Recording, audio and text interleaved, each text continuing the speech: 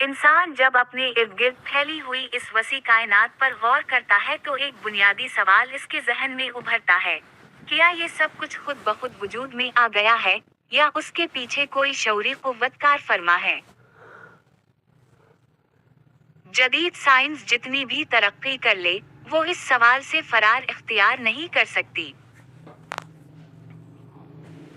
यही वो मकाम है जहाँ अकल, फलसफा और ईमान एक दूसरे से हम कलाम होते हैं।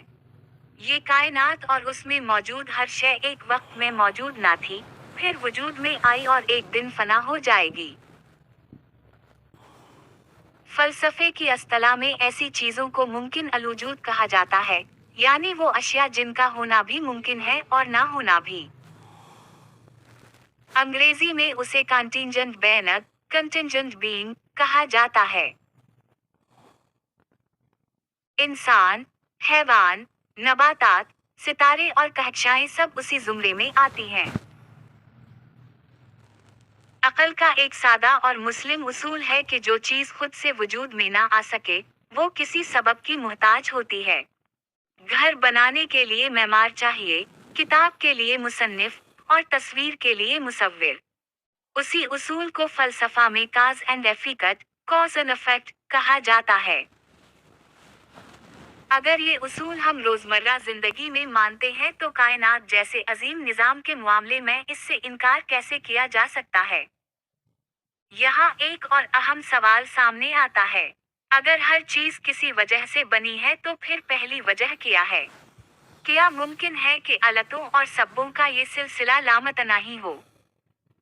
फलसफे में इस तसव्वुर को इन्फिनिट रेगरीज, इन्फिनिट रिग्रेस कहा जाता है। अकल कहती है कि अगर सभी मुहताज हों और कोई भी गैर मुहताज ना हो तो वजूद का आगाज मुमकिन ही नहीं। उसी मकाम पर फलसफा हमें एक नागुज़ीर नतीजे तक पहुंचाता है, और वो है वाजिब अलवजूद का तसव्वुर। वाजिब अलवजूद वो हस्ती है जो खुद किसी की मुहताज नहीं, बल्कि हर मुहताज की मुहताजी उसी से वाबस्ता है। अंग्रेजी फलसफे में उसे नेसेसरी बेइंग, नेसेसरी बीइंग कहा जाता है। ऐसी हस्ती का ना होना अकलन मुहाल है, क्योंकि अगर वो ना हो तो कुछ भी ना हो।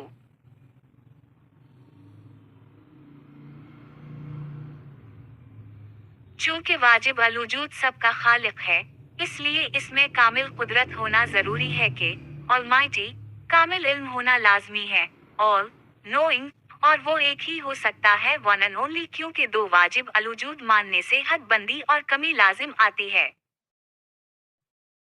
जब हम इन अकली हकायक को सामने रखते हैं तो साफ नजर आता है कि ये सिफात किसी मखलूक में जुमा नहीं हो सकती। ये सिर्फ और सिर्फ अल्लाह रब अल-आलमीन की जात पर सादिक आती हैं।